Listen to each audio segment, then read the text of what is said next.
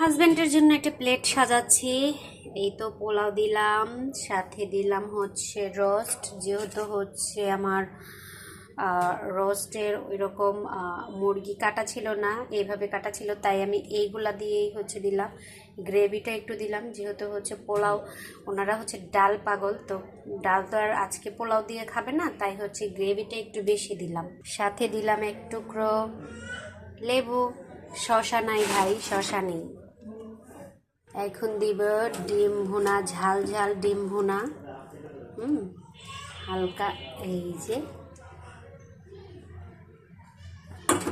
এটা, এই তো হচ্ছে আমার প্লেট সাজানো। 82। এইটা হচ্ছে,